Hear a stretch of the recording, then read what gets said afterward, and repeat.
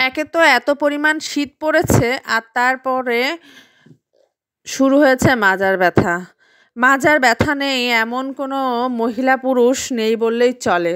বয়স যখন ৩০ পার হয়ে যায় তখন মাজার ব্যথায় কনকনি অবস্থা। তারপরে যদি ১-২টা বাচ্চা-কাচ্চা হয়ে যায় তাহলে তো কথাই নেই। তো এই পরিস্থিতিতে আমরা ঠিক করলাম ২টা ম্যাট্রেস নিব। ম্যাট্রেস নাভানের দাদুর ঘরের জন্য এবং নাভানের ঘরের জন্য। এই জন্য আমরা দোকানে এসেছি।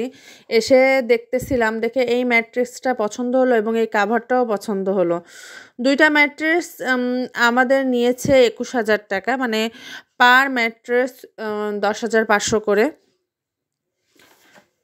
এদিকে বিল করতেছে, অর্ডার দেওয়ার ২-৩ থেকে ৩ দিন পর ওরা ডেলিভারি করে। আমরা আর কি করব, কষ্ট করে থাকতে আর পারছিলাম না। এত টাকা খরচ করার পরেও মাজা তো ঠিক হয় না, মাজা ঠিক থাকেও না।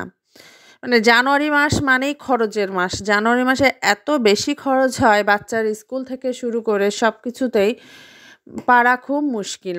এদিকে দেখেন শীতের মধ্যে নাভান সোয়েটার প্যান্ট খুলে নাচানাচি করতেছে, কিছু করার নাই, ঘুরতেছে ফিরতেছে।